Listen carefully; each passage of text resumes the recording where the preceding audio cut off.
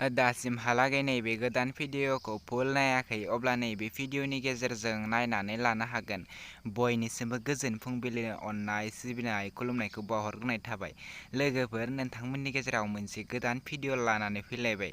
नैबे गोदान भिडिअनि आपडेटखौ मिथिनो थाखाय नैबे भिडिअखौ स्किप खालामालाखिनो जोबजासिम नायनो नांगोन आरो नोंथांमोना नैबे आंनि बर' इउटुब चेनेलाव गोदानब्ला चेनेलखौ साबस्क्राइब खालामनानै गालां। आं बेफोरबायदि गोदान भिडिअफोरनि आपडेट लानानै फैबाय थायो। बिदिब्ला लोगोफोर, दिनैनि गोदान भिडिअनि सायाव दिनैनि नैबे गोदान भिडिअनि टाइटेलानो जादों बाथरुमाव सोरनि खि। बेयो मोनसे कमेडि शर्ट फिल्म। दासिमहालागै नैबे कमेडि शर्ट फिल्मखौ नायाखै अब्ला नैबे आंनि भिडिअनि गेजेरजों नायनानै लानो हागोन। नैबे भिडिअनि कास्टफोरानो जादों मीरा, पबनी, अनसुला, अनिल, रिम्की, मनीषा, लाभब्रेड। बिथांमोना नैबे भिडिअखौ फुलै आपल'ड खालामनानै होलांबाय।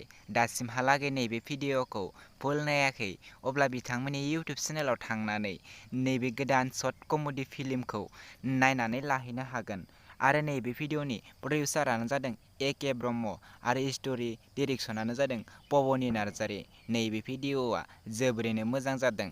लोगोफोर, नोंथांमोना नायनो थाखाय बिथांमोननि जेखाय क्रिएशन नैबे इउटुब चेनेलाव थांनानै बिथांमोननि नैबे गोदान भिडिअखौ नायनानै लाहैदो आरो दासिमहालागै बिथांमोननि चेनेलखौ साबस्क्राइब खालामाखै अब्ला चेनेलखौ साबस्क्राइब खालामनानै होदो, जेन बिथांमोनहा बेफोरबायदि गोदान भिडिअफोरखौ थाब लानानै फैबाय थानो हायो।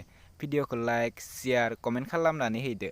लोगोफोर, बिथांमोननि नैबे भिडिअनि लिंकखौ डेस्क्रिप्शनावबो होनानै दोनगोन। नोंथांमोना डेस्क्रिप्शनाव थांनानैबो नैबे गोदान भिडिअखौ नायनानै लाहैनो हागोन।